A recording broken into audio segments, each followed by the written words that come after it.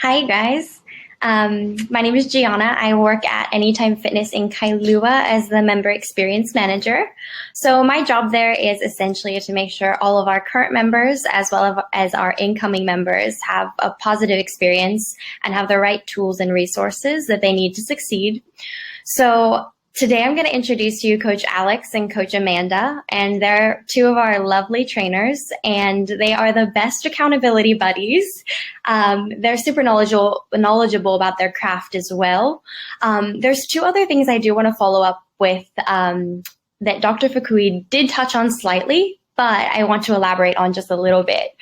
So exercise must be something that you do enjoy. So it's our goal as coaches to make it as fun as possible so that you do adhere to some sort of program.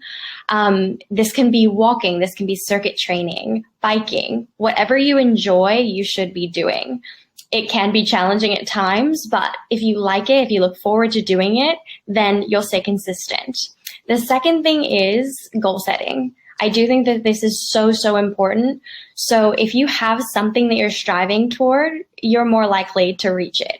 And we can help you set those. Your coach, your accountability partner, your friends, your family, they can help you set these. Now, Coach Amanda and Coach Alex are going to run through some demonstrations next. And these are all exercises that you can do body weight or adding dumbbells in if you do have access to them. So be wary of your own limitations and capabilities as well. If you feel pain, don't work through it. Listen to your body, and please do ask them questions if you have any. So Amanda and Alex, you can take it away. Let's together, arms out to the side. You're going to bend those knees slightly, and you're going to jump out with both legs to about shoulder width. Stand simultaneously. You're going to swing your arms out and up above your head. You want to make sure you're using the entirety of your arms instead of just swinging it out right here. So if you want to come in and join, I'll be doing this for about 30 seconds, and hopefully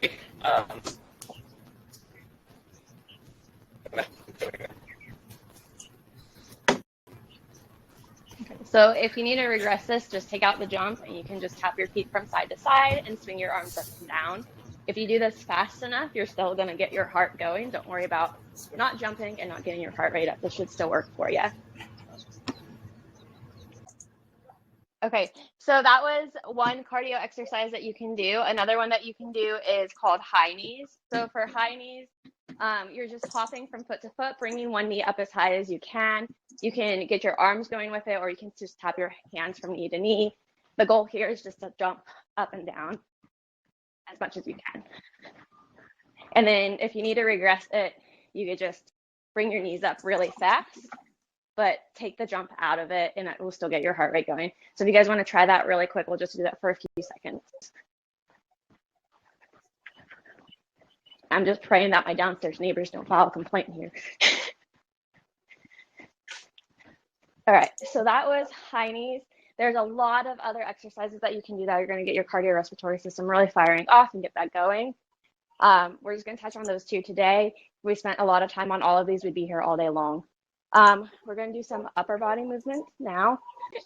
All right, so for upper body, you have an option to do push-ups. You could either do this on the ground in a plank position.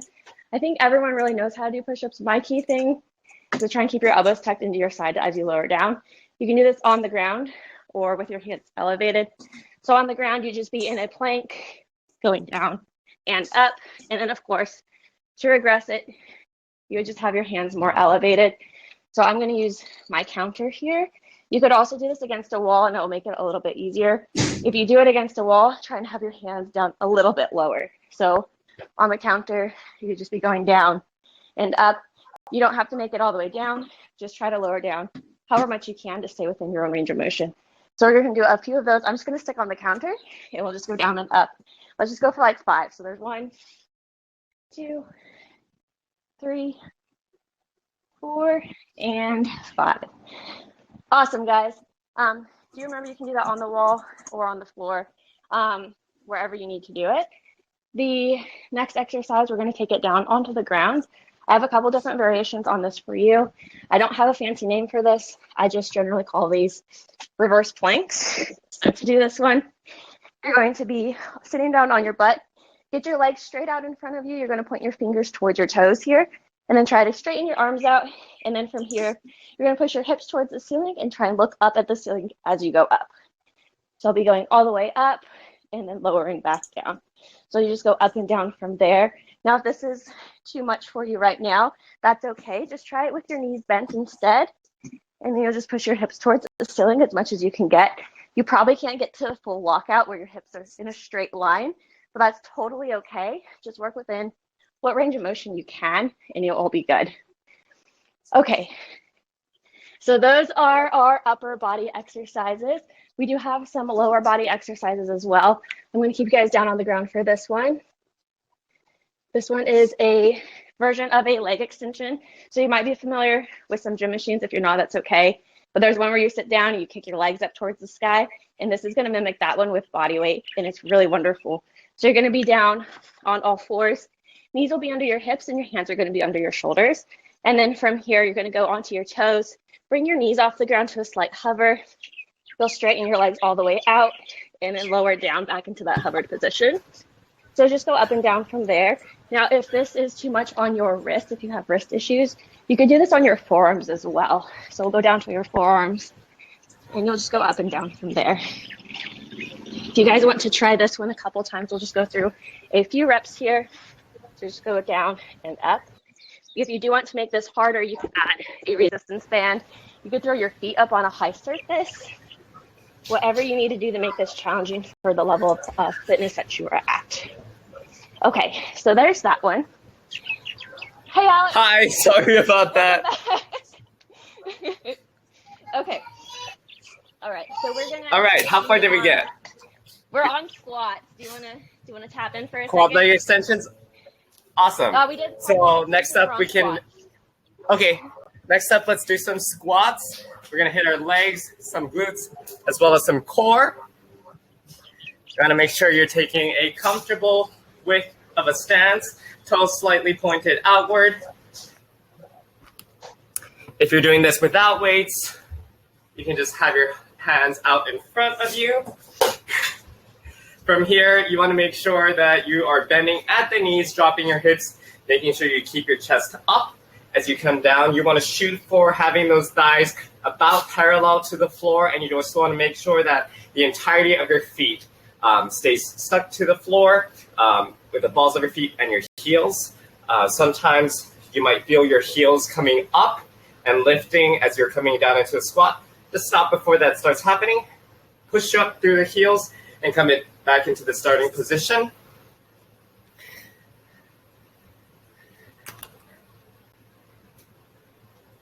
And if you would like any modification, you can also try it out holding on to like a chair, right? Awesome. We're gonna do, up next, we're gonna do some good morning exercises. This one is going to be more of a hip hinging exercise. You're gonna take a comfortable stance, knees slightly bent, but you just wanna make sure that this is a hip hinging movement. You want to make sure your hip is, or your rib cage is stacked right above your hips, and you're going to drive your hips back behind you as you lean forward and drop the torso. You should feel that nice stretch in the backside in your hamstrings, and come back up. And make sure that this movement with your torso leaning forward and your hips driving back are happening simultaneously.